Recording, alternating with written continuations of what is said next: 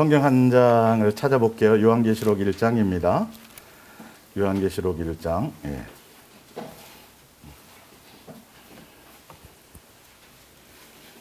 (1장) 8절이요.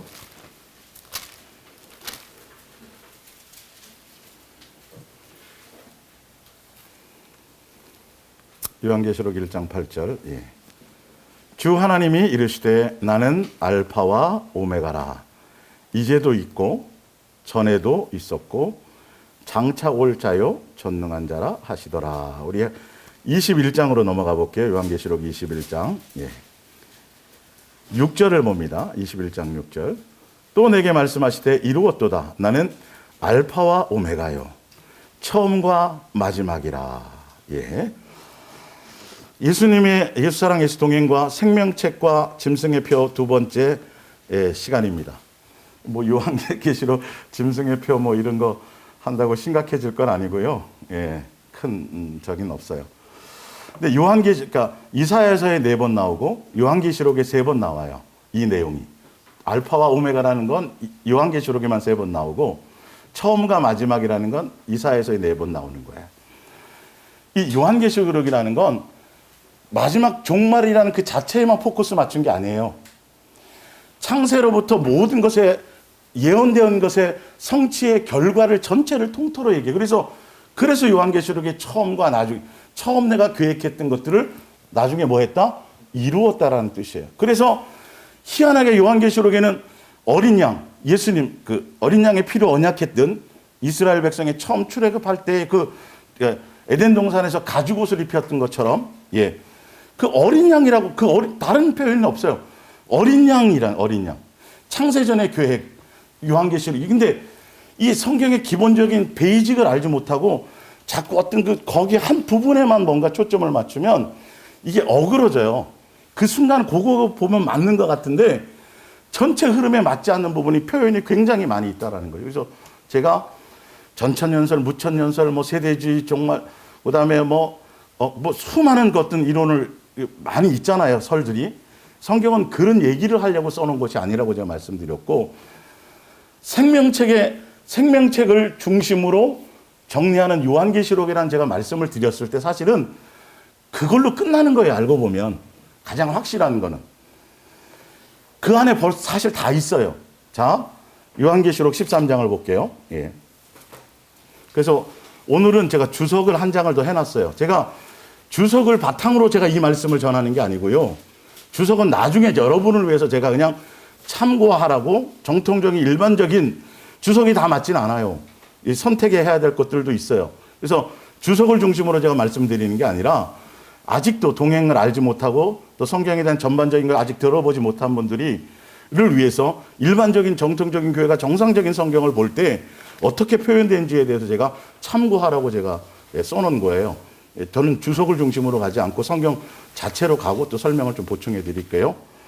그러니까 여러분들도 여러분들이지만 아직 이게 종교적인 것에 이슈나 이런 데에 빠져서 헤매는 분들을 위해서 한 번은 좀 더 깊게 이렇게 성경으로 이제 좀 그걸로 사실은 지난번 그걸로 끝났지만 생명책을 중심으로 정리한 걸로 끝났지만 우리는 예수님이면 돼요.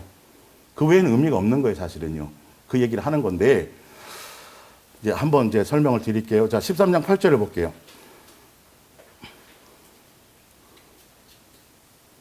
죽임을 당한 어린 양이 나왔잖아요. 이게 요한계시록은 그게 기본이라니까. 그러니까 창세 전에부터 전부를 설명하는 거예요, 이게. 마지막에 이루어지는 그 장면을 설명하는 거고. 그래서 이 전체를 베이직을 알지 못하면, 자, 볼게요. 어린 양의 생명책에 무슨 이래로? 창세 이후로 이름이 기록되지 못하고 이 땅에 사는 자들. 그러면 지금 종말의 시대를 살아가는 사람만을 얘기해요? 예수님과 언약을 맺었던 그 믿음의 선진들의 모든 믿음의 선진들, 그 사람들을 포함하는 얘기예요. 이건 상식주의잖아요, 상식. 예. 성경은 분명히 알 수 있도록 해놨어요. 기본적으로. 그리고 사는 자들은 다예요, 다. 그러니까 뭐가 중심이냐면 생명책에 예수님으로 인침받지 못하고 예수님과 생명책에 이름이 기록되지 못한 그것이 핵심이고, 그거 아닌 모든 것. 그건 예수님이 주인이란 소리예요. 예수님만이 아세요, 사실 알고 보면. 내가 여기 주여 주여 하고 뭐 떠들고 그런 종교적인 의식과 행위의 의미가 아니라 실제로 예수님과의 관계 안에. 그래서 생명책의 이름이 기록된 것에 대해서는 많은 성경 구절이 있어요. 그래서 제가 생명책과 짐승의 표를 얘기할 때 생명책의 이름이 기록된 것에 초점을 둘 것이냐, 짐승의 표. 그래서 예를 들어서 이렇게 마귀에게 경배하지 않고 짐승의 표를 받지 않은 사람들은 생명책에 이름이 기록되더라. 그러면 중심을 뭐로 봐야 되냐면 짐승의 표를 봐야 돼요. 그쪽에 뭔가를 이슈를 둬야 돼요. 그러나 성경의 기본은 신경 쓰지 마. 너희들은 그거 그냥 예수님 없는 사람들은 다 그렇게 되는 거야 라는 이 본질적인 얘기를 해요. 이거는 종말의 시대가 아니라 창세로부터 누구에게나 계속 진행되어 있고 있었다라는 얘기예요. 이걸 어렵게 보지 말라는 거죠. 그리고 그 위에 보면 짐승의 표에 대한 얘기를 나올 때 분명히 표를 받는데 그 표 받는 사람은 예수님이 아닌 누구를? 마귀를 뭐 하는 사람? 경배예요, 경배. 강제수단이 아니란 말이에요, 이거는. 내 인격이 동의가 돼야 돼요. 어떤 이유로든지 간에. 너 우상하게 절할래, 안 할래? 실수로, 뭐의 어떤 것에 뭐 작용에 의해서 내 의지와 관계없이 이런 이기가 아니에요, 전혀. 그리고 더 중요한 건 생명책에 이름이 없는 사람은 어쩔 수 없다니까요. 방법이 없다니까요, 그거는. 있는 것이 중요하다고, 생명책에. 그래서, 아니, 뭐, 짐승의 표를 인정하든 안 하든 제가 그런 얘기를 하려는 본질의 의미는 그게 아니라, 그래요. 짐승의 표? 좋아요. 인정하고, 666표 인정해요. 그러면 생명책을 붙들고 가게 되면 예수님만 집중하면 돼요. 예수를 옷 입고 예수를 모자고 다, 그건 제가 뭐 성경에 나오니까 앞으로 찾아드릴 거거든요. 자세하게, 이번 기회에. 근데 짐승의 표를 갖고 되면요, 계속 뉴스 봐야 돼요. 실체도 없어요. 계속. 세상 돌아가는 일을 봐야 돼요. 야, 이게, 그러니까 트럼프가 나오고 맨 엉뚱한 것만 나오는 거예요. 자꾸 누가 등장하고 그러니까 이게 뭐, 요번에 그 열방센터 있잖아요. 그죠? 어디죠? 예.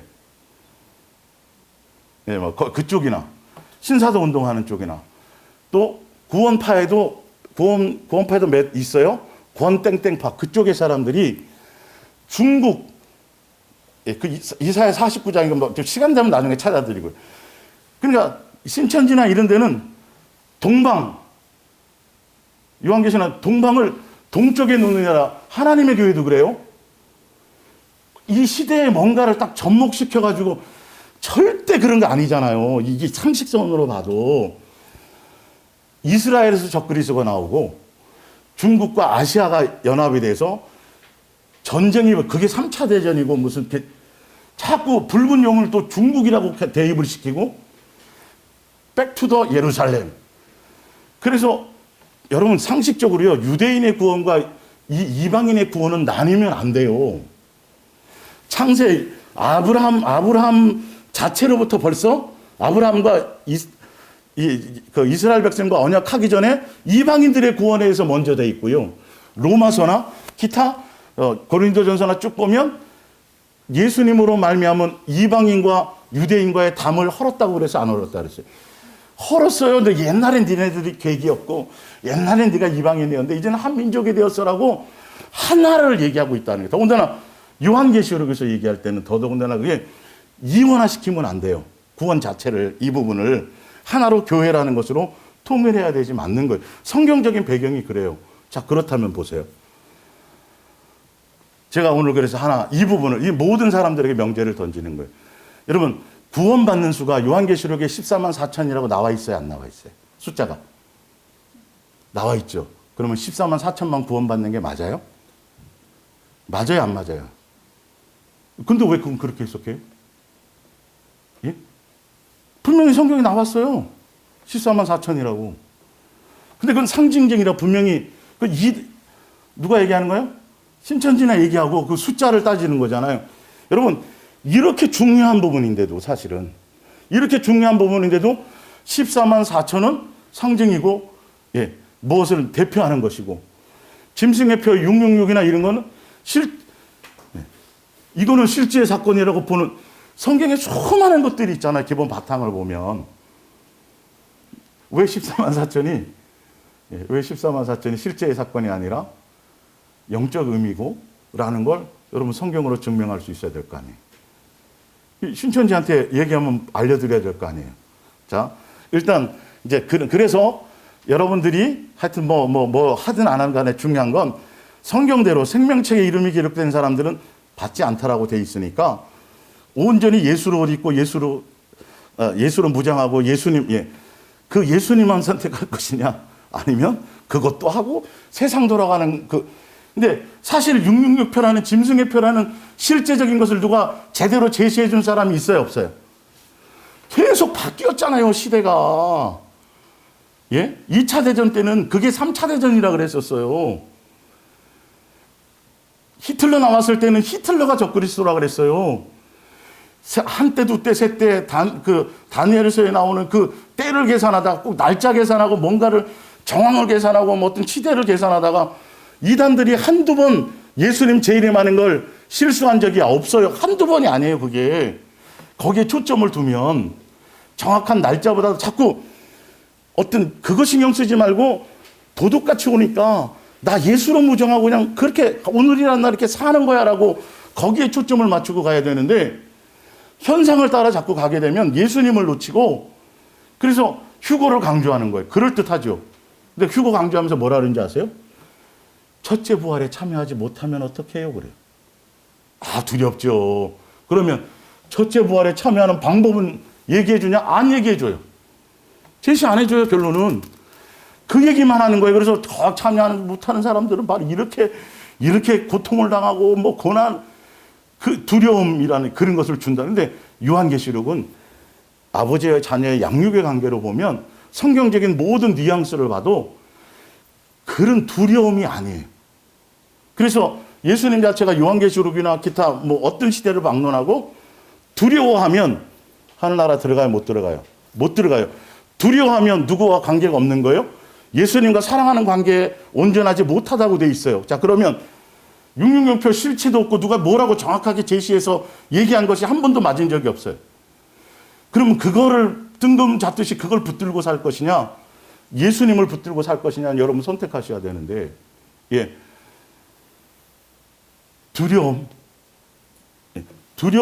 두렵게 하고 해서 예수님으로 말미암아 예수님의 온전한 사랑 안에 있어서 기쁨과 예수님으로 누려가 살아가는 그 실제적인 사건에 있는 것이 더 중요한 것이지, 두렵게 만들어서 계속 두려움을 주고 결론은 교회라는 조직에 충성해야 돼. 예배 빼먹으면 안 돼. 새벽기도 잘해야 돼. 결론은 계속 그런 얘기예요. 그래서 맨날 그 사람들은 집회를 강조하잖아요. 맨날 모여야 돼요. 맨날 모여서 뭘 해야 돼, 자꾸. 그래서 여러분들이 삶의 성경의 본질을 보란 말이에요. 그래? 짐승의 표? 신령한 것 같고 뭐 대단한 것 같고 종말을 준비하는 것 같은데, 그래, 그 짐승의 표에 대해서 내가 그걸 따라가면 도대체 뭐가 남는 거야? 도대체 뭐가 남는 거예요, 생활 속에? 남는 게 없어요, 여러분. 제시도 못 해줘요. 정확하게 휴거되는 그 철저한 근거가 없어요.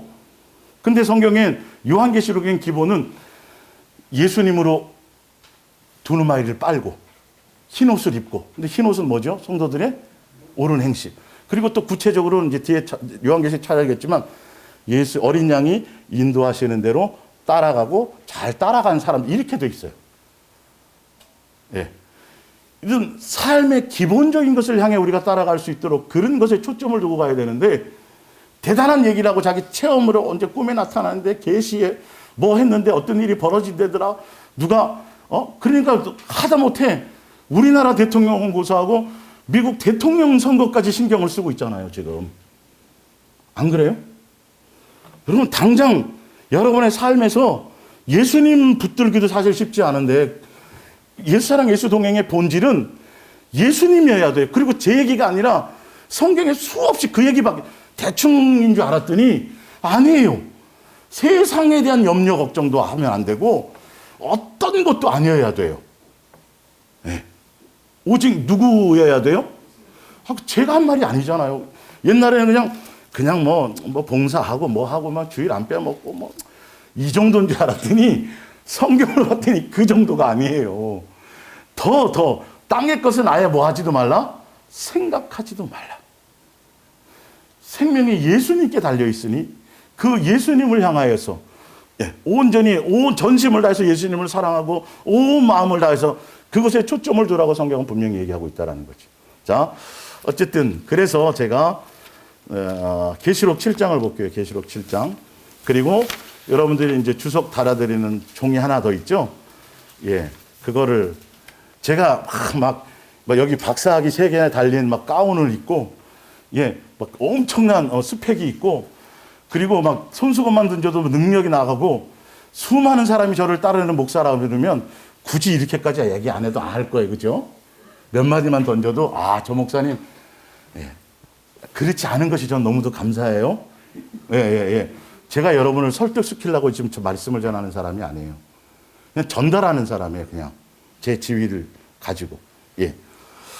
자, 일단 하고 요한계시록 7장을 볼게요. 7장 1절 보세요. 이 일 후에 내가 내 천사가 땅 모퉁이에 있는 것을 보니 땅의 사방에 바람을 붙잡아 바람으로 하여금 땅에서 바다와 예나 각종 나무에 불지 못하게 하더라.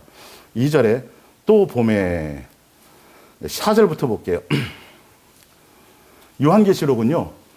봄에 보고 듣고 이 표현이 다 대부분 다예요. 자세히 한번 읽어보세요. 어떤 한 사건에 대해서 듣고 보고 이렇게 표현된 부분이 굉장히 많아요. 대충 보지 마세요. 자, 내가 3절에 이르되 우리가 우리 하나님의 종들의 이마에 인친다 그랬죠. 이마에. 짐승의 표가 발에 만약에 받는 거라면 이건 또 생각을 해봐야 돼요. 근데 성령의 인침도 임하고 짐승의 표도 임하예요. 그러면 잘 따져봐야죠. 하여튼 하나님의 종들의 이마에 인치기까지 땅이나 바다나 나무들을 해하지 말라 하더라. 내가 인침을 받은 자의 수를 뭐하니? 들으니 일단 들었어요. 보지는 못했어요. 그래서 쭉 얘기해요. 하고 9절에 가서 이 일 후에 내가 보니, 그러니까 이거는 그 사건과 이 사건이 이원화되는 게 아니라 듣고 실제로 눈으로 봤더니 한 사건을 그렇게 표현한 거예요. 요한계시록을 쓸 때 그런 표현이 굉장히 많아요. 내가 보니 각 나라와 14만 4천 뿐만이 아니더란 말이에요. 각 나라와 족속과 백성과 방언에서 아무도입니다. 또 강조합니다. 능히 셀 수 없는 어떤 물이? 큰 물이에요.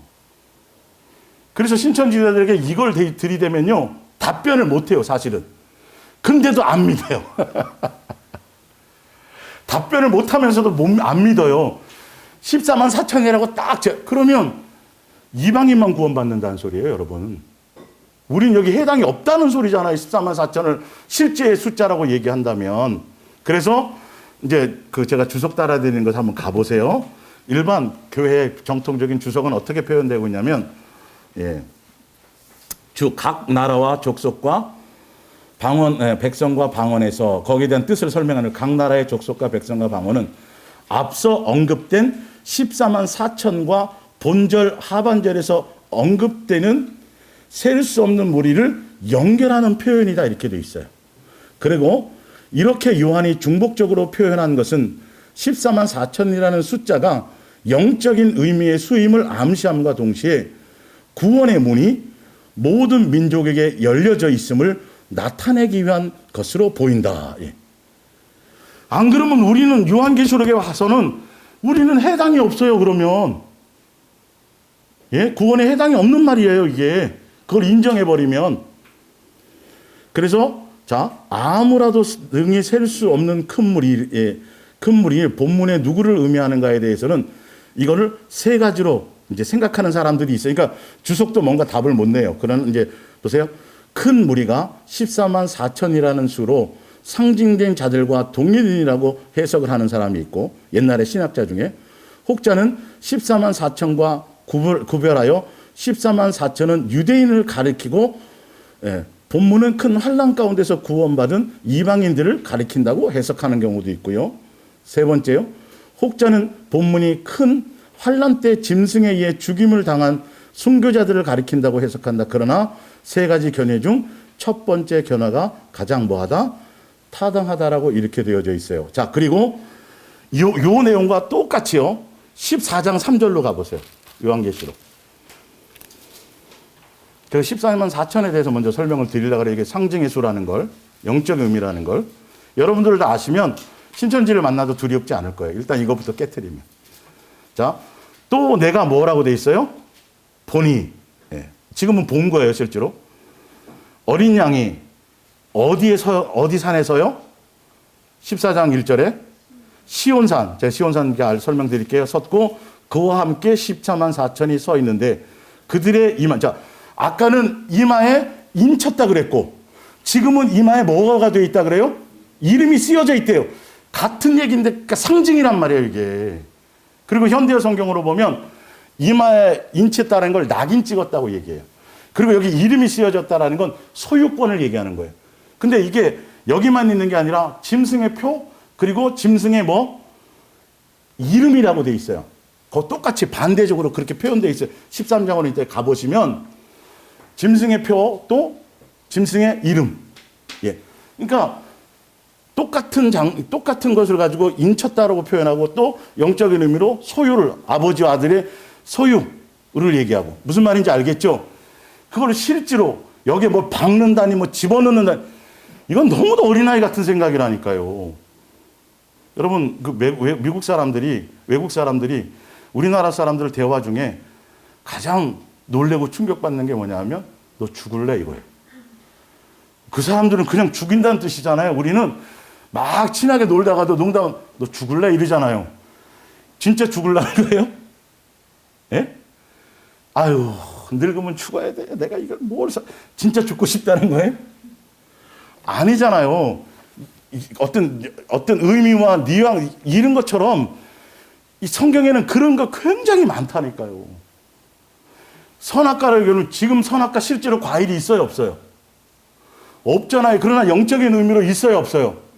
있잖아요. 예, 간음했다는 의미가 꼭 내가 뭐 육적으로만 얘기 아니라 더 강화된 법으로는 진짜 죽이지 않더라도 마음으로만 뭐해도 생각과 마음으로만 거기에 동의해도 살인자라니까요. 그런 의미를 아시라는 거예요. 일단은 자, 한 번 더 볼게요.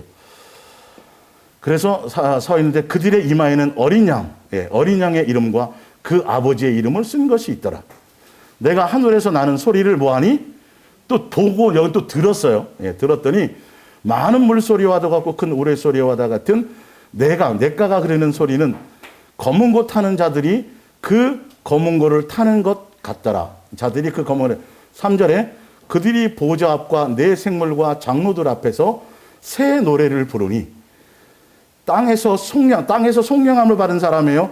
종말의 때만이 아니라 창세로 이로부터 모든 사람 다예요. 사실은 허다한 무리를 얘기하는 거예요. 아까 앞에서 얘기한 것처럼 자 증명해 드릴게요.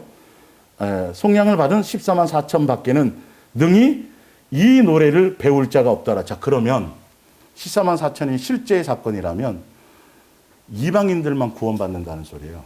이 새 노래 이제 찾아드리지만 새 노래는 구원하심이 예수님만 높이고 예수님만 왕이고 예수님만이 절대자라는 걸 모든 구원의 모든 포커스는 예수님밖에 없다라는 걸 경배하고 찬양하는 그게 새 노래의 내용이에요, 사실은.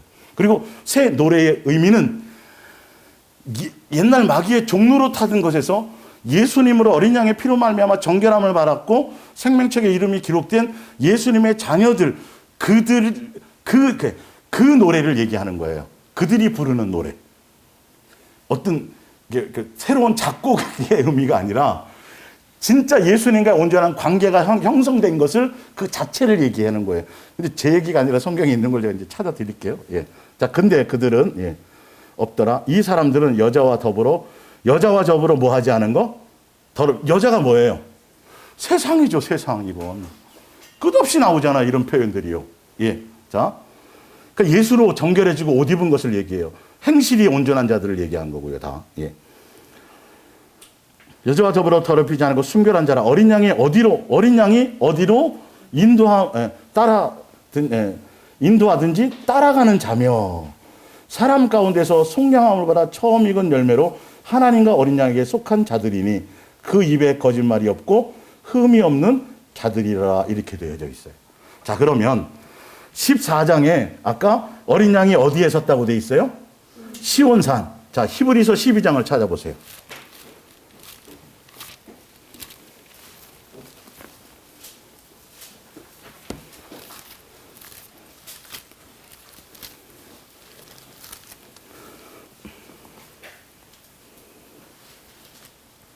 (22절) 그러나 너희가 이른 것은 도달한 것은 시온산과 살아계신 하나님의 도성인 하늘의 예루살렘과 천만 천사와 하늘에 기록된 장자들의 모임과 교회와 만민의 심판자이신 하나님과 및 온전하게 된 의인의 영들과 새 언약의 중보자이신 예수와 및 아벨의 피보다 더 나은 것을 말하는 뿌린 핀이라. 이 말이 뭐냐면 예수님이 어린 양으로 말미암아 언약했던 언약을, 시온산이라는 건 상징이고 지금 새 예루살렘의 구원의 완성, 예수님의 산에 오르는 그것을 얘기하는데, 예수님이 언약했던 것들을 뭐 하셨다?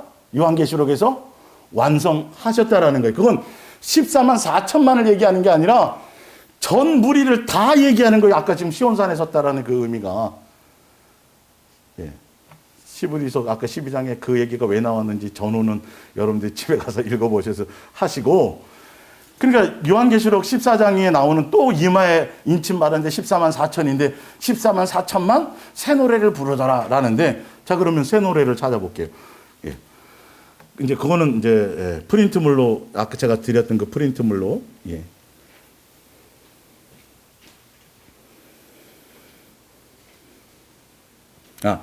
그리고 이제 프린트물 이제 두 번째 그 14장 3절에 대한 주석 다른 걸 한번 보여드릴게요. 본절의 새 노래는 요한계시록 5장 9절에 새 노래가 나오는데, 이제 그거 이따 찾아드리고요. 새 노래라고 하는, 새라는 것은 이 노래가 오직 땅에서 구속함을 얻은 성도들, 즉 하나님으로부터 새롭게 창조된 무리들만이 부를 수 있는 것이라는 뜻이고, 이 노래는 죄 가운데 있는 옛사람들은 배울 수 없으며 오직 예수 그리스도의 보혈로 지식이 새로워지고 마음이 새로워지고 생명이 새로워진 새 사람만이 부를 수 있는 것이다. 새 노래를 배울 수 있는 14만 4천 이는 구속함을 얻은 자, 즉 지상의 모든 족속 중 그리스도의 피로써 하나님께 사서 드려진 사람들로서 하나님의 인을 맞았을 뿐만 아니라 어린 양의 피에 그 옷을 씻어 희게 된 자들이라, 이렇게 돼 있어요. 쉽게 얘기하면 생명책에 이름이 기록된 사람들. 더 쉽게 구체적으로 얘기하자면 성령의 인침을 받아 성령의 전으로서 제대로 양육의 길을 가는 사람. 예수님의 인도하심을 따라 우리가 삶을 드리고 가는 실제 삶이 있는 사람들. 그 사람들은 세상과 자꾸 멀어져요. 마귀가 수없이 세상에 뿌려놨던 육적인 거, 욕망적인 거, 정욕적인 거, 옛사람적인 것들을 하나씩 제거하면서 온전한 예수님의 자녀로, 예수님 앞에 섰을 때 흠도 점도 없는 자들로 살아가는 삶의 방향을 제시하며 가는 그 길을 얘기하는 거예요. 그러니까 여러분, 예수사랑 예수 동행에 대한 여러 번 어떤 그런 바탕을 들었기 때문에 이 얘기가 더 구체적으로 와닿지만, 아닌 사람들이 이 얘기를 들으면 또한 막연해요, 사실은. 그래, 그건 맞긴 맞는데 무슨 말인지 알겠죠? 이게 성경이 맞아떨어져야 된다니까요. 창세로부터 계획된 모든 것들이. 그래서 에덴 동산에 아담과 하와가 미혹을 당하는 순간, 그래서 사단은, 여러분 이게 잘 아셔야 돼요. 이게 그 세대주의 종말론자들이나 아니면 은사나 그 신사도 운동하는 사람들은요, 예수님과 마귀가 싸우는 걸로 이렇게 생각을 만들어요. 영적 전쟁 얘기하면서, 그러니까 마귀를 예수님과 은연 중에 마귀를 예수님과 아주 너무도 높여놔갖고 엄청난 존재로 이렇게 해놓는 건데, 천만의 말씀이 사단이 예수님을 할 수 없는 도구예요. 그냥 제가 지난주에 설명드렸잖아요. 그러니까 사단은 인간인 우리와 이게 이제 뭔가 하는 거예요. 근데 예수님이 그 대상을 그냥 이용하시고 활용하시는 거예요. 어차피 심판할 건데 무엇으로? 그래서 예전에 설명드렸을 거예요. 우리가 만약에 월드컵을 나가서 중동에 있는 나라 누구랑 첫 번째 만약에 월드컵을 첫 경기를 치른다 그러면 그보다 그쪽 나라 축구 그쪽 중에서 월드컵 안에 이번에 예선에 통과하지 못한 나라들 중에서 그 정도보다 더 강하거나 최소한 비슷한 상대를 가지고 뭐 해봐요. 전지훈련하고 뭐 이런 거. 사단은 그 정도에 불과한 거예요. 그래서 아담과 하와 때부터 계속 끊임없이 뭐예요? 미혹이에요. 자꾸 자기를 경배하고 자기를 따르게 만들고, 그래야 예수님을 향하여서도 그렇고 그래서 사단적인 요소를 갖고 자꾸 끝없이. 가인과 아벨 미혹했어요, 안 했어요? 노아 때 미혹했어요, 안 했어요? 계속 이게 이어져 오던 영적인 사건이 마지막 종말의 시대에 가서 그렇게 이 모든 것들을 포함해서 짐승의 표라는 의미가 마귀에게 경배하더라는 건 마지막 종말이라는 그 자체만을 얘기하는 게 아니라 창세 이래로부터 쭉 그것이 그렇게 연결되는 거예요. 그래서 에덴 동산에서 예수님이 뭘 입혀주셨어요? 가지고 보혈, 은혜, 사랑. 우리로만은 이게 영적 싸움을 이길 수가 없어요. 아담과 하와가 딱 범죄해서 미혹되는 순간 가죽옷을 딱 입혀서 우리를 뭐 한다는 거죠? 그 계획이 나중에 이루어지는 거잖아요. 무장을 시키는 거예요. 그 의미예요. 가죽옷이란 의미가. 영적 전쟁에서 예수님만 의지하고 예수님만 붙들고 예수님 안에 있고 은혜 안에 있고 요거가 본질이란 말이에요. 우리는 그것만 붙들고 가면 되니까 심각해지지 말라는 말이에요. 다른 거 신경 쓰다가 맨날 인터넷 뒤지고 뭐하고 누가 유명한 목사가 뭐라고 그러고 뭐가 나타났다 그러고 마저도 신경 쓰지 마세요. 그거는 여기 있다 저기 있다 해도 신경 쓰지 말라니까요. 어디에 있다 그랬어요? 너 안에 있어라고 얘기하는 거라는 거잖아요. 자, 왜 일로 갔는지 모르지만 새 노래를 볼게요. 새 노래는 요한계시록 5장을 봅니다. 요한계시록 5장. 프린트물로 거기 가보세요. 거기도 쓰여져 있으니까.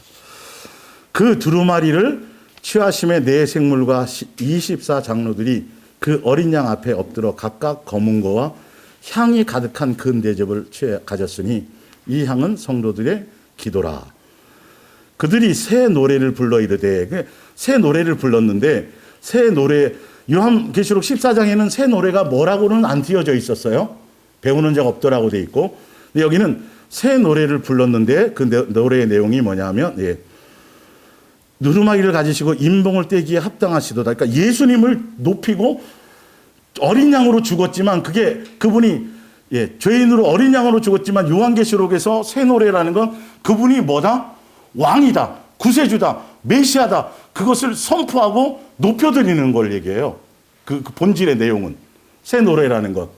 힘없이 그냥 어린 양으로 도수장으로 끌려가는 어린 양처럼 그냥 힘없이 별벌 일 없이 죽었던 분인데 그게 요한계시록에 왔더니 그분이 아니었구나. 그분이 메시아였구나. 왕이었구나. 그것을 얘기하는 거예요. 그래서 어린 양이라는 거예요. 죽은 건 어린 양으로 죽었지만 언약으로 성취할 땐 그거래. 자, 볼게요. 제가 만든 성경 구절이 아니라 있는 성경 구절에 이거예요. 죽임을 당하사 각 족속과 방언과 백성과 나라 가운데서 유대인만 아니고 특정한 그것만이 아니고 이 말이에요. 전 모든 민족, 모든 나라, 모든 것에 속한 그것의 구세주다, 왕이다.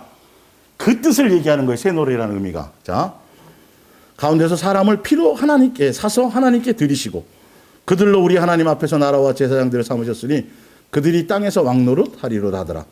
내가 또 보고 들음에 보좌와 생명들로 장로들은 둘러선 많은 새 노래를 부르는데 천사들도 그 내용을 얘기해요. 천사들이 음성이 있으니 그 수가 만만이요 천천이라 큰 음성으로 이르되 죽임을 당하신 어린 양은 능력과 부와 지혜와 힘과 존귀와 영광과 찬송을 받으시겠다. 이게 이제 새 노래.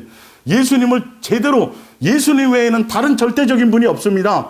예수님만입니다. 이것을 진짜 새 사람이 된 사람들은 주 예수보다 더 귀한 것이 없어야 된다고 설명드렸죠. 이걸 실제로 고백하고 이것이 된 사람들을 얘기하는 거예요. 새 노래라는 그 내용 자체가. 예. 그리고 13절에 또 들으니 하늘 위에와 땅 위에와, 이제 이거는 천사가 아니라 사람들이 하는 거예요. 땅 아래의 바다 위와 또 그 가운데서 모든 피조물이 이르되 보좌에 앉으시니와 어린 양에게 찬송과 존귀와 영광과 권능을 세세토록 돌릴지어다, 이렇게 돼 있어요. 이게 그러면 14만 4천만인 거예요, 새 노래가요? 아니에요. 허다한 물이에요. 창세로부터 이해로부터 생명책에 이름이 기록된 모든 무리를 다 얘기해요. 요한계시록에서 그것이 너는 내 아들이요 내 자식이요 아까 21장 그 요한계시록에 나온 그 결론을 얘기했잖아요.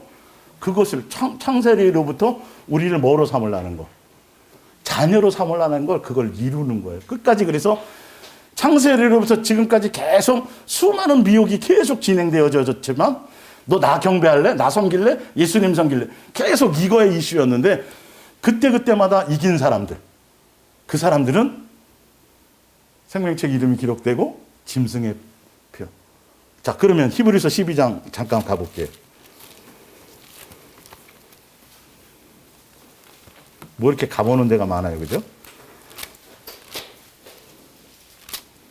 지금 얘기하는 건 14만 4천이 상징인 걸 얘기하는 거지 실제가 아니라는 걸 지금 설명드리는 거예요. 12장 1절. 이러므로 우리에게 구름과 같이 둘러싸인 허다한 뭐예요? 증인. 이거는 어디 거를 얘기해요? 믿음에서 히브리서 11장에 나와 있는 구약의 많은 믿음의 선진들이 14만 4천 명만 있겠어요? 구름처럼 허다. 이렇게 표현이 돼 있다니까요, 사실이요. 근데 이걸 신천지들은 그렇게만 딱, 그렇게 해놓고도 사실은 뭐라 그래요? 14만 4천씩 넘어가니까 딴소리 하잖아요. 여러분, 666표나 짐승의 표 똑같은 거래. 그래서 제가 성경에 나와 있는 근본인 성령의 인침을 그래서 제가 설명을 드렸던 거예요. 짐승의 표는 딱 그 부분밖에 없어요. 그리고 구체적으로 뭐라고 제시를 할 수가 없다니까요, 이게. 숫자 666도 제가 설명드리지만.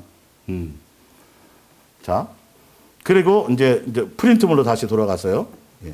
요한계시록 19장으로 볼게요. 이거는 혼인잔치에 참여한 장면을 얘기하는데, 이거 똑같아요, 사실. 이게 내가 들으니 하늘에 허다한 무리의 큰 음성 같은 것이 있어. 이거예요, 이거. 14만 4천만 얘기하는 게 아니에요, 이게. 장면이 똑같은 장면이에요. 예, 인침 받은 사람들. 할렐루야, 구원과 영광과 능력이 우리 하나, 무슨 노래를 불러요? 새 노래를 부르잖아요, 지금. 허다한 무리가 14만 4천만을 얘기하는 게 아니에요. 그리고 또 볼게요. 여긴 종합적으로 얘기되어 있으니까. 그의 심판은 참되고 의로우신지라 음행으로 땅을 더럽게 한 큰 음녀를 심판하사 자기 종들의 피를 그 음녀의 손에 갚으셨도다 하고, 두 번째로 할렐루야니 그 연기가 세세토록 올라가더라. 또 24장 나와 4생번은 계속 같이 나와요. 이 장면마다. 예. 엎드려 보좌에 앉으신 하나님께 경배에 이르되 아멘 할렐루야 하시니 보좌에서 음성이 나서 이르되 하나님의 종들 곧 그를 뭐 하는 자들. 예, 제가 그랬죠. 이게 생명책에 이름 기록된 사람들은 이 사람, 그 말라기에도 나오니까 나중에 생명책을 얘기할 때 제가 설명드리는 거예요. 예수님만 사랑하는 자들이에요.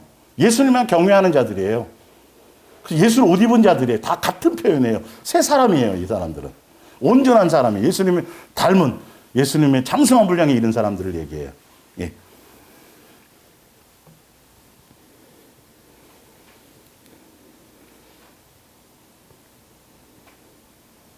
보좌의 음성이 나서 이르시되 또 경외하는 너희들아 작은 자나 큰 자나 다 우리 하나님께 찬송하라 하더라. 5절에 6절에 또 내가 들으니 허다한 무리의 음성과도 같고 많은 사람, 많은 물소리와도 아까 나왔었죠. 요한계시록 그 아까 저기 14장에도 물소리와 같은, 그렇죠? 예, 똑같은 표현이죠. 예. 또 큰 울음소리와 같은 큰 소리를 이르되 할렐루야 주 우리 하나님 곧 전능하신 이가 뭐 하시도다? 통치하시도다. 예, 왕으로 높여드리는. 예. 7절에 우리가 즐거워하고 크게 기뻐하며 그에게 영광을 돌려서 어린 양의 혼인 계약이 이르렀고 그의 아내가 자신을 준비하였으므로 그에게 빛나고 깨끗한 세마포 옷을, 아까 흰옷 입었다 그랬죠? 예. 그 큰 무리들 가운데서 속량함을 받은 사람이라고 얘기했고요. 요한계시록 아까 14장에는 입었으니 이 세마포 옷은 성도들의 뭐다? 옳은 행실이야. 정확하게 구체적으로 나왔잖아요. 삶을 얘기하잖아요. 인침받았다는 의미가 뭐고, 생명책 이름이 기록됐다는 의미가 뭐고, 이런 것들이 성경에는 다양하게 알면 알 수 있도록 구체적으로 설명을 해놓았는데, 그것보다도 자꾸 뭐가 나타나가지고 뭘 칩을 심어서 어떻게 그거 맞으면 그것과 관계없이 내가 자꾸 거기에 뭐 어떻게 돼서 해서 예수님을 떠나게 되고 뭐 그것에 의해서 떠나게 되는 것처럼 자꾸 그렇게 두렵게 만들고 실체도 없어요. 근데 그런 얘기를 하는 사람들이 대부분 다 지금 좀 사입이 이상한 쪽에 있는 사람들이에요. 사실 알고 보면. 그래서 자꾸 이스라엘을 강조하죠. 실제 이 세상에 있는 나라와 자꾸 사건과 대입을 시키려. 그러니 맞아 떨어지냐고요, 그게. 시간이 지나면 금방 없어지지. 그래서 제가 왜 이 얘기를 구체적으로 설명을 하냐 하면 예수님만 붙들고 갔어요. 여러분이 생명책 이름이 기록되어 있는데 그거 흐릿해지지 않도록, 그거 지워지지 않도록 신경 쓰는데 가시란 소리예요. 그래서 굳이 뭐 그러려면 어쩔 수 없죠. 자꾸 세상 돌아가는 일 때문에 열받아갖고 밤잠도 못 자고 이거 뒤지고 저거 뒤지고 그렇게 하시려면 그렇게 하시는데 저는 일단은 전달을 해드렸고요. 자, 밑에 더 볼게요. 프린트물. 요한계시록 13장 18절. 지혜가 여기 있으니 총명이 있는 자는 그 짐승의 수를 세어보라. 그 수는 사람의 수니 666이니라. 짐승의 수인 666에 의미하는 바에 대한 해석은 크게 두 가지로 분류된다. 첫째는 숫자 풀이를 통한 해석이다. 혹 자는 그 수를 세어보라. 수는 660이니라 말을 문자적으로 이해하여 이것이 누구의 이름을 가리키는가에 관심에 초점을 맞춰 왔다. 이러한 해석은 666이 수많은 사람들, 즉 로마 황제 카리큘라, 트라얀, 배교자 유리안, 반달족 교황 베네딕트 9세, 바오로 5세, 마호메트, 마틴 루터, 존 칼빈, 그리고 나폴레옹 등을 지칭하는 것으로 다양하게 나타난다. 이렇게 맨날 혼란스러울 수밖에 없다니까요. 왜? 이게 실제의 것이 아니니까요. 사실은 우리의 마음을 뺏어갈 수 있는 모든 요소들이 수없이 사실 더 많단 말이에요. 알고 보면. 자, 근데 이러한 다양한 견해 중에서도 숫자에 의한 해석법을 취하는 대다수의 학자들은 666이 네로 황제를 지칭하는, 그러니까 지난주에 설명 한번 드렸었죠. 것으로 나름대로의 일치를 이루고 있다. 그것은 네로 황제의 히브리음의 네론 가이살로서의 각 철자 자체가 내포하는 숫자, 즉 그마다 다 음가가 있다 그래서 숫자 가가요, 이름에. 뭐 그것까지 제가 자세히 이렇게 그 이름을 분석해서 숫자를 매기면 660이 된다는 6이 된다는 주장이다. 또한 666은 아라비아 숫자를 1에서 36까지 합한 수이기도 한데 본서에서 짐승의 활동이 36번 나오고 참 대단해요. 이걸 다 씌우고 있다니까 이런 것들을. 여러분 이래야만 이게 겨우 맞는 거예요. 이게 짜맞히면. 근데 성도들은 알지도 못하고 누구 어떤 사람들이 막 대단한 사람들이 막 떠들고 하면 확인도 안 해보고 그냥 간다니까요. 이게. 그러니까 답답하죠. 정작 예수님 놓치게 만드는 수단이란 말이에요. 그 짐승의 표 나올 때 반대적으로 짐승의 표 나오는 거랑 숫자가 똑같이 인치심이 똑같은 대립으로 나와요. 숫자가. 신기하게. 반대적으로. 성령의 인침과 짐승의 표에 대한 게 계속 같이 등장한다는 걸 알아야 돼요. 그러면 짐승의 표에 실체가 없다면 성령의 인치심에 대한 얘기는 많아요, 적어요? 많아요. 에스겔에 보면 이마에 이렇게 문자 이게 T자 같은 있어요. 그거를 세 개 뭐 이렇게 쓰라. 뭐 그 사람들은 놔둬라. 뭐 이렇게 이런 표현도 있고요, 사실은. 그러니까 영적인 의미인 거예요. 근데 두 번째 상징적인 의미를 이해하는 해석이다. 숫자의 상징적인 의미 예로서 7교회, 7인, 7나팔 이거 다 상징이죠. 그리고 24장로, 14만 4천. 14만 4천은 12제자와 12사도와 12지파와 곱하기 1000을 하면 14만 4천이 나와요. 근데 이 1000이라는, 성경에서 1000이라는 숫자는 영적인 의미로 뭐냐면 무한대를 뜻해요. 영원을 뜻하는 거예요. 숫자의 1000이라는 의미가. 이 신학자들, 기본적으로 신학의 바탕에도 그렇게, 이건 기본으로 그렇게 알고들이 있어요. 이거는. 그래서 14만 4천이 나온 건데 사실은 허다한 무리로. 예. 그리고 새 예루살렘 성곽이 144 규빗 등을 들을 수 있다. 이와 같이 666은 어떤 사람 이름의 알파벳 숫자에 관련된 것이 아니라 완전 수인 7에서 1이 모자란 불완전 수를 세 번, 6이 짐승의 표니까 666 세 개를 합친 거라는 것이죠. 그런 의미의 666이라는 상징한다고 것으로 이는 인간의 불완전성과 완전에 대한 마귀적인 모방과 현혹성과 저주 등을 의미하며 우상숭배와 신성모독을 상징한다고 본다. 두 가지 견해 중에 어느 것이 옳다고 결론을 지을 수 없으나 666 이름의 암으로 보기보다는 상징적인 숫자로 보는 후자의 견해가 보다 타당한데, 주석은 이렇게밖에 설명할 방법이 없어요. 그래서 제가 주석을 가지고 얘기하는 게 아니라 성경을 갖고 제가 설명을 드린 거예요. 그러면 안 맞아 떨어진다니까요. 14만 4천을 용납해도 마찬가지고 짐승의 표를 용납을 해도 실체도 없고요. 예수님이 그렇게 성경을 써놓으셨겠느냐. 그리고 두려움에 사로잡히게 해놓으셨겠느냐는 거예요. 그거는 두려움밖에 없어요. 뭔지 모르니까 언제 어느 때 내가 잘못 실수로 그렇게 되면 이렇게 자꾸 가르치니까 내 마음엔 예수님 떠나서 벌써 주여 주여 하면서도 예수님 없는 게 더 문제인 건데 사실은 이 의미를 아시겠죠? 예.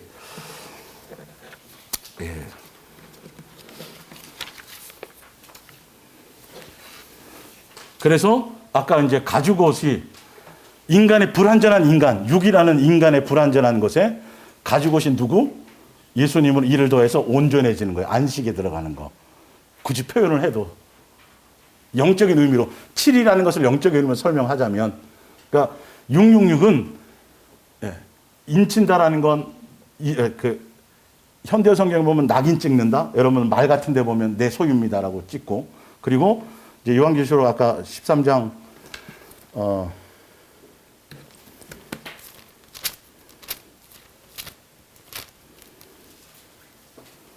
13장 17절을 볼게요. 누구든지 이 표를 가진 자와 외에는 매매를 못하게 하니 이 표는 곧 짐승의 뭐라고 돼 있어요? 이름이 돼 있잖아. 아까 아버지의 이름과 어린 양의 이름. 예. 여러분 아버지 이름 안 쓰였네요? 이마에 뭐 아무것도 없어요, 여러분들. 왜 그거는 생각도 안 하면서 왜 굳이 자꾸 뭐 그런 것만 뭘 자꾸 집어넣어야 되고 뭐 이게 여러분 가만히 듣고 나면 너무도 이거는 참 상식 밖의 얘기인 거예요. 그리고 그거 신경 쓴다고 되는 것도 아니잖아요. 뭐 신경 쓰는 게 나아요, 성경대로. 네 이름이 나에게 있다. 그러니까 너는 나만 생각하고 나만 의지하고 그 우리가 배운 대로 그대로. 오늘이란 날에 예수님 놓치지 않고 세상에 그거 하는 게 더 편하고 쉽지 않아요? 더 확실하지 않아요? 그것을 갖고 가야 되는 거죠. 그러니까 영적인 싸움의 진행이 마지막에 이루어진다라는 거고, 창세 이후로부터라는 건 믿음의 선진 모든 사람들은 우리와 동일한 길을 갔다라는 거예요. 우리만 재수없게 종말의 시대에 태어나갖고 이게 아니라 동일한 선택의 기회가 다 있었고 동일한 것에 그 길을 해야 되는 거예요. 그래서 창세 이래로 생명책 이름이 기록되지 못한 사람들은 뭐 하더라? 마귀를 경배하더라. 쉽게 문장을 보셔야 돼요. 억지로 막 뭘 견뎌야 이름이 들어가는 게 아니라 된 사람들은 관계없는 거라는 아주 편한 것을 가셔야 되고, 그래서 제가 666이라는 것도 66이 아니라 14만 4천도 상징이지 실제로 그 신천지가 얘기하는 그런 쪽의 의미가 아니라는 것을 제가 설명을 드린 겁니다. 자, 프린트면 이제 앞으로 넘어가 보세요.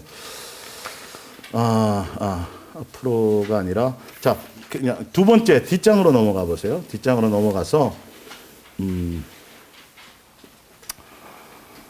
자, 요한계시록 그 경배한다는 것도 성령에 인친다라는 것, 이마에 인치는 거, 낙인되는 거, 소유권, 주인, 인도함 받는다는 거, 그리고 주인의 뜻에 순종하느냐 안 하느냐 뜻이고, 성령의 인침이나 사탄의 인침은 의미가 같은 소유권을 주장하는 거라는 거 돼 있고, 여기 요한계시록 7장에 돼 있는 거 보면 이르되 우리가 우리 하나님의 종들의 이마에 인치기까지 땅이나 바다나 나무들이 들을 해하지 말라 하더라. 내가 인침을 받은 자의 수를 들으니 이스라엘 자손의 각 지파 중에서 인침을 받은 자들이 14만 4천이니. 제가 이건 설명을 드렸고요. 예. 그 다음에 로마서 6장 12절을 한번 찾아보세요. 로마서 6장 12절.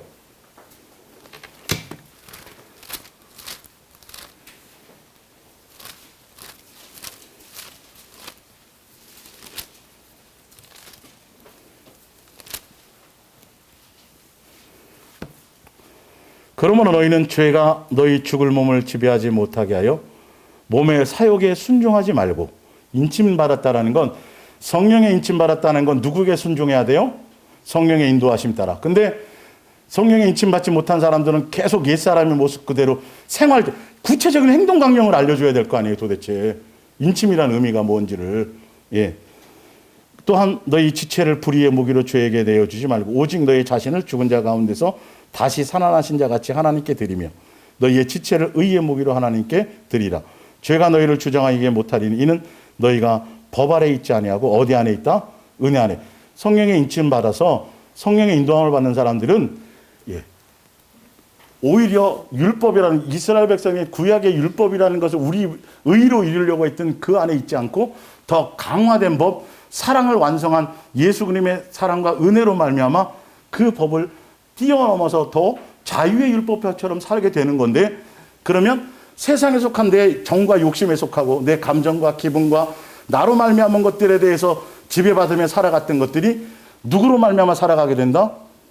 예수님으로 살아가는 순종의 종이, 순종의 사람이 된다. 죄를 이기는 사람이 되어진다라는 그 인침의 의미가 그거란 말이죠. 아시겠어요? 성령 인도함을 받는다는 게.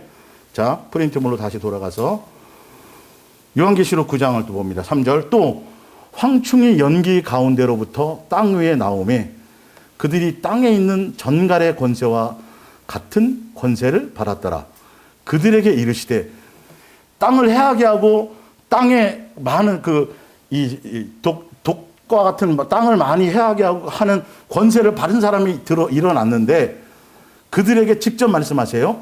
그에게 이르시되 땅의 풀이나 푸른 것이나 각종 수목은 해하지 말고 오직 이마에 하나님의 인침을 받지 아니한 사람들만 뭐하라? 해하라. 이렇게 나와 있잖아요. 인침받은 사람, 생명책 이름이 기록된 사람들은 너희는 건들지 마 이렇게 돼 있다니까요, 여러분.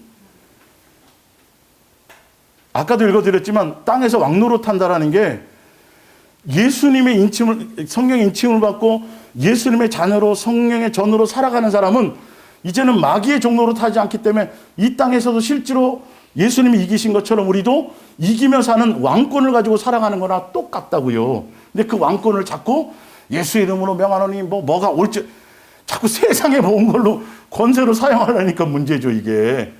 예? 실제로 여러분 지금은 마귀의 지배가 아니에요. 예수님의 왕권 아래 있고 이 땅에서 여러분 왕 같은 제사장으로 지금도 이 땅에서 살아야 돼요, 그게. 무서워 벌벌 떨고 하는 대상이 아니라고요. 당당하게 예수님의 이름으로 두려워할 거 없이 예수님으로 기뻐하고 감사하고 자유하고 살아가는 능력을 가지고 살아가야, 실제로 그 삶이 여러분 속에 지금 일어나야 되는 거예요. 그 뜻을 얘기해요. 하늘나라 가서만 아니라 이 땅에서 왕노릇하는 부분이 지금 진행되고 있고 여러분에게 주어져 있는 것들이에요. 요한계시록 14장 아까 1절. 또 내가 보니 보라 어린 양이 시온산에 섰고 그와 함께 14만 4천이 서 있으니 그들의 이마에는 어린 양의 이름과 그 아버지의 이름을 쓴 것이 있더라. 소유를 얘기하는 거죠. 그래서 고린도후서 1장 22절에 그가 또한 우리에게 인치시고 보증으로 우리 마음에서, 성경경은 분명히 이마에 인쳤다고 되어 있는데 여기는 인쳤다고 얘기하고 그 보증으로 마음에 뭘 주셨다고 되어 있어요? 성령의 인침을 얘기한다니까요. 예. 그래서 현대의 성경을 보면 우리가 하나님의 것이라는 보증으로 이렇게 되어 있어요. 현대의 성경은 그 내용이 소유를 얘기한 거예요. 낙인을 찍었다라는 의미예요. 너는 내 거야라는 의미라고요. 그래서 우리는 말씀대로 안 살면 이게 그 자체가 불법이에요. 옛사람의 모습으로 살아가면 예수님 앞에 설 수가 없어요. 신분이 바뀌었는데 뭐. 그렇게 소유를 인정해 줬는데. 이건 당연히 그렇게 살아야만 되는 거예요, 이제는.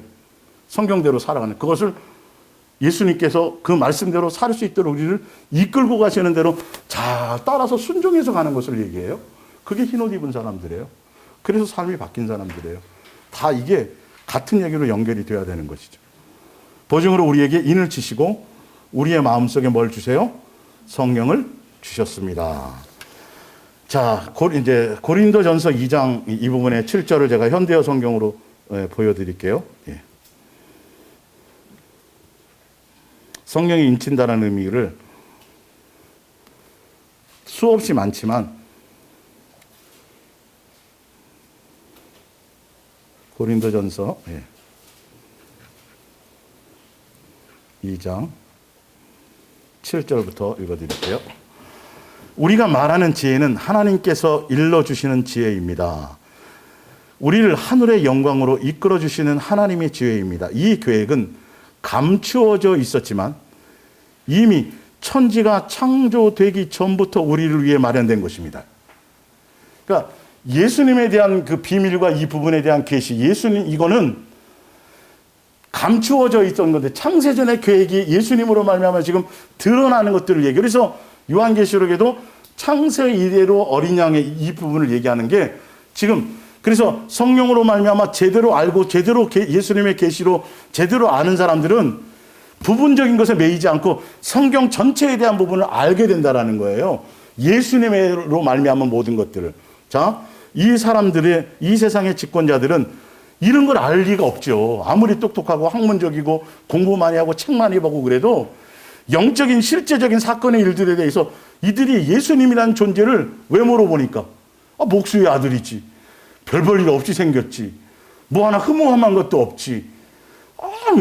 그러니까 예수님 초림 때도 보면요. 사실은 초림 때도 보면 구약에서부터 많은 선지자들이 예수님 오신다, 메시아 오신다 도배돼 있잖아요. 그리고 또 예수님이 그것대로 그대로 오셨잖아요. 또 오셨을 뿐만이 아니라 그대로 증명을 해줬어요, 안 해줬어요? 표적이하고 이적행하고 내가 메시아 끝없이 수없이 성경에 기록하고 선지자들이 알려주었는데 결론은 그 시대 사람들이 유대인들이 그 당시의 사람들이 누구의 생각에 잡혀서 자기의 생각에 사로잡히니까 예수님을 못 알아보잖아요. 그냥 죽여버리잖아요. 종말의 시대도 예수님이 끝없이 이렇게 말씀하셔도 예수님 안 붙들고 다른 거 붙들고 간다고요. 사람들이 자기 욕망과 자기 생각에 사무쳐가지고 거기 가면 막 뜨겁게 기도하죠. 뭐 뭔가 후끈뜨끈하지요. 집회가 많지요. 뭘 자꾸 하라고 가르쳐주지요. 뭐 선교도 하라 그러고 뭐 그러니 막 뭔가 막 종교적인 뭔가가 막 만족이 되잖아요. 근데 우리는 그냥 예수님만 바라보시고 뭐 별 볼 일 없이 보이잖아요. 또 별 볼 일 없고요. 또 그죠? 뭐 내세울 것도 없는 그냥 별 볼 일 없는 인간이 앞에서 그러니까 그런 것들이라니까 이게 실질적으로 내 우리 마음의 중심이 어디에 있느냐에 따라서 성경의 눈이 달리 보여져요. 근데 정력적인 사람은 이게 여기 있었는데 왜 못 봤지 이러는 거예요. 하나로 와닿지 않는 거예요. 있었는데도 자세히 읽어봤더니 아니잖아요. 지금 제가 자세히 읽어드렸죠 좀. 아니잖아요 그 내용들이. 충분히 성경에 설명이 되잖아요. 근데도 소설 쓰는 걸 따라간다니까요. 맨날 걱정하고 사세요 그러면. 이게 짐승의 병가. 또 걱정해보고 고민해보고 또 밤새도록 기도도 해보고 또 이 주사를 맞아야 돼. 여러분들이 알아서 판단하면 돼요. 뭐 거기에 목매일 게 뭐 있어요. 이 카드를 써야 되나 말아야 되나. 그러다가 예수님 놓친다. 여러분 많이 경험하셨죠? 밤에 뭔가 하나 딱 염려에 싹 사로잡히면 막 집을 짓죠 그냥. 막 30년 20년 끝까지 가불해갖고 걱정을 하고 내 자식 멀쩡하게 지금 직장생활 잘하는데 잘못된 남편을 만나면 어떡하고 또 그죠? 그러면 누구 놓쳐요? 언제 예수님 그 도둑같이라니까요. 깨어있으라는 건 너의 마음이 예수님 놓치지 말라는 뜻이지 깨어있어서 뭘 자꾸 시대에 뭔가를 자꾸 그 자체가 날짜를 계산하는 거예요. 그게 그 의미 자체가요. 예수님 오세요 안 오세요? 오시잖아요. 오는 거 알고 있잖아요. 알고 있는데 뭐 신경을 쓰냐니까요. 그거 계산하다가 이스마엘을 낳았다니까요. 아브라함도 보여주었는데도. 본질을 아시겠어요?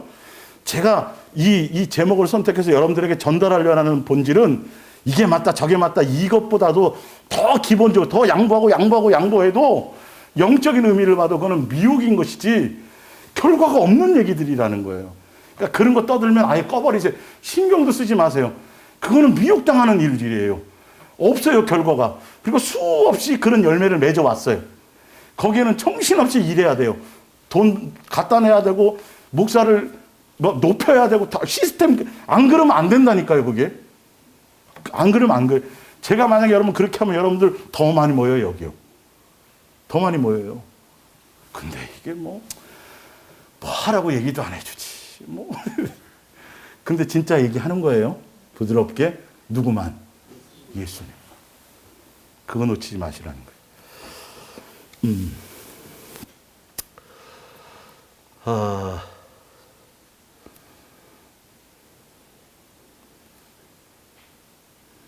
자, 로마서 12장을 찾아볼게요. 예. 생명책에 대한 것과 성령의 구체적인 인침에 대한 부분은 이제 다음 주에 해드리고, 그리고 그게 시간이 되면 이제 앞에서부터 이제 창세기부터 전체 흐름 가운데서 이제 그거 차지하는 그거를 다시 한번 정리해드리고, 이제 이거는 정리로 그렇게 마칠게요. 로마서 8장 12절. 예.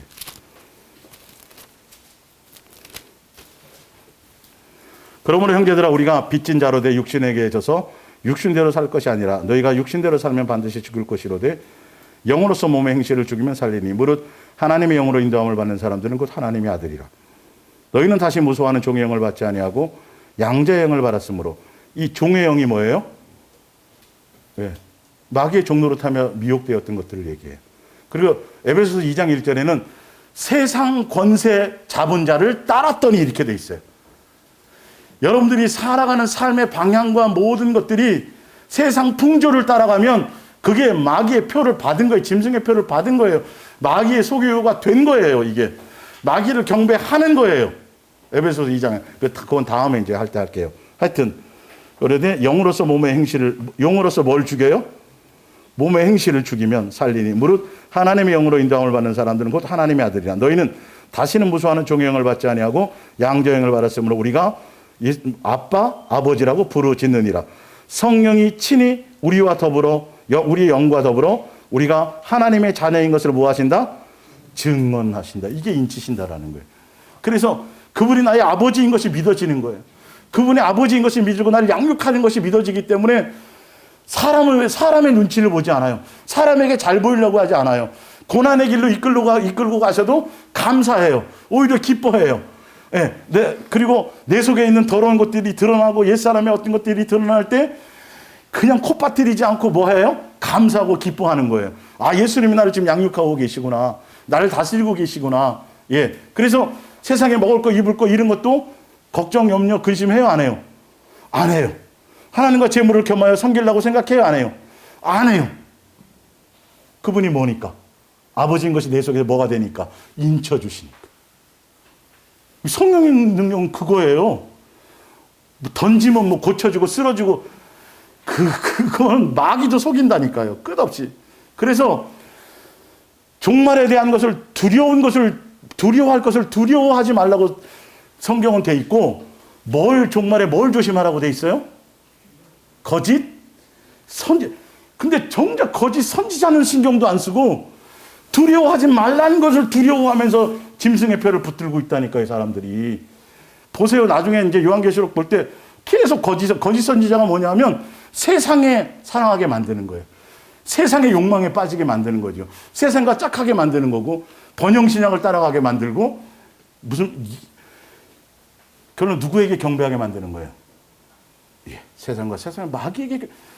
분명히 제가 수없이 말씀드렸죠. 거짓 누구? 선지자는 실체예요. 인격의 사람이에요.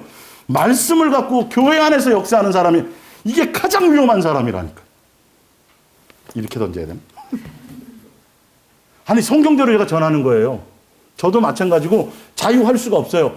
그래서 항상 예수님으로 전신갑주를 입어야 돼요. 예수님으로 옷 입어야 돼요.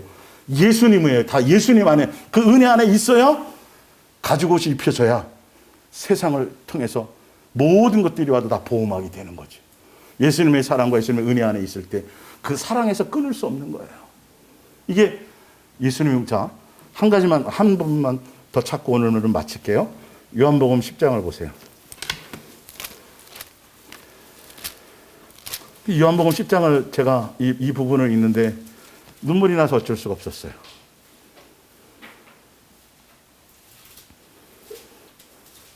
15절, 10장 15절.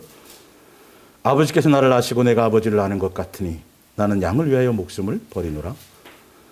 또 이 우리에 들지 않는 건 누구냐면 예수님의 제자들 외에 나머지 아직 많은 사람들, 우리들 다 포함하는 거예요. 다른 양들이 내게 있어 내가 인도하여야 할 터이니 그들도 내 뭐를 들어요? 여러분 이거 너무도 중요해요. 여러분 욕망을 따라가지 마세요. 내 지식과 이론과 학식과 이게 가장 악한 거예요. 어린아이같이 순전해져야 그 말씀이 떨어져서 그 말씀 붙들고 모든 걸 이기고 견디고 결론은 결실하게 되어지는 거예요. 왜 음성으로 표현하셨는지를 아셔야 돼요.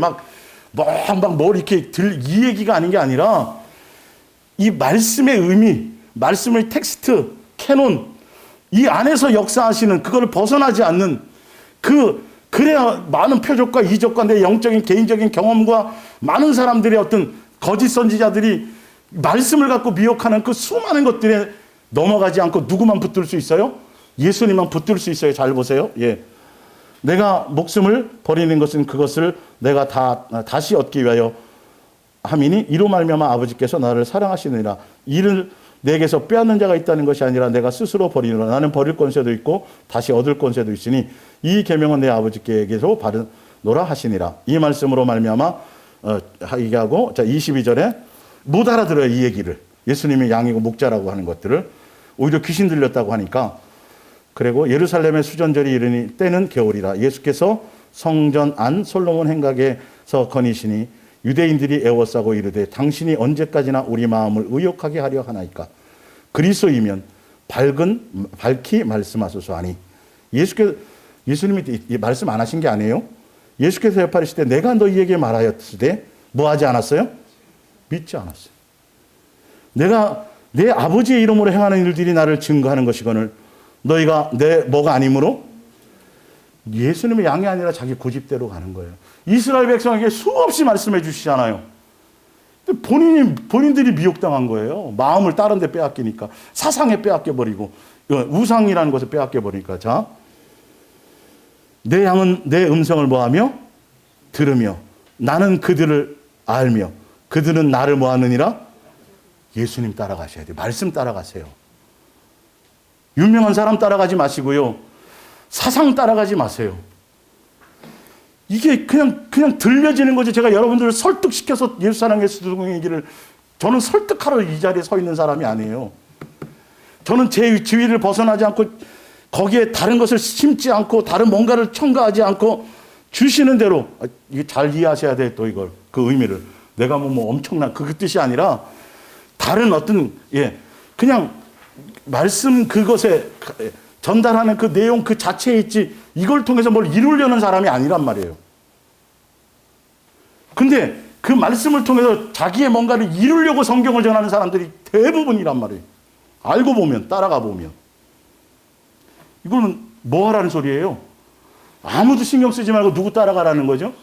예수님 따라가라니까요. 그러면서 뒤로 제가 저 따라오서 이렇게 얘기한 적이 있어요. 전화해갖고. 자, 보세요. 내가 그들에게 뭘 줘요?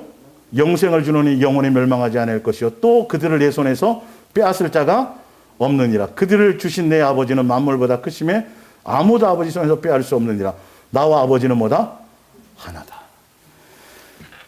순수하게 어린아이처럼 말씀을 따라가고 사람을 의식하지 않고 예수님을 경외하고 공경하고 존중하고 사랑하며 감사함으로 예수님 자체가 목적이고 예수님보다 더 귀한 것이 지금은 잘 안 돼도 그 목적이 코드를 맞추고 그 음성을 따라가는 사람은 절대로 빼앗기지 않아요.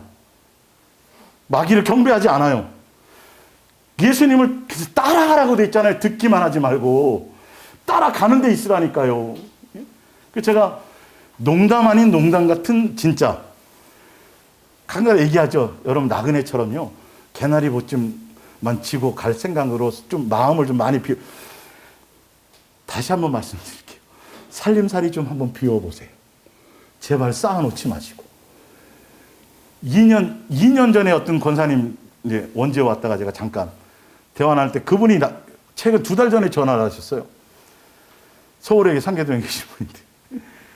아마 그 대화 나눌 때 아마 그 얘기를 했던 것 같은가 봐요. 저렇게 했는데 그 정리하는 목사님이요. 이건 제가 꼭 한번 목사님한테 말씀드리려고 그랬어요. 진짜 그 말씀대로 했더니 제 영의 모든 게 달라지고 있어요. 삶의 자세가 달라지고 있고요. 진짜 예수님에 대한 그 부분들이 여러분 신령한 사람이 아니에요. 저는 네. 진짜 이 말씀을 듣고 뭘 함께 이 길을 간다라는 건 그런 거 하나하나를 농담으로 안 여기는 거예요. 그게 그대로 있으면 세상 사람도 그걸 빼고 나면 아파트 20평이 몇 평이 된다고요? 25평, 30평이 될 수도 있어요. 세상 사람들에게도. 근데 우리는 그게 영적인 의미가 될 수 있다니까요. 사소한 게 아니에요. 쌓아놓고 안 쓰는 건 나눠주시고요. 비우시고요. 쌓으려고 하지 마시고요. 자꾸 흘려서 그래서 더 많이 우리가 영적인 긴장감을 가질 수 있도록 그런 거 하나하나가 영적인 의미와 함께 직결되게 되어져 있어요. 이런 것들도 사실은 더 여러분들이 좀 깊이 있게 예수님 붙들고 하시는데 도움이 되시기를 바랍니다. 기도하겠습니다.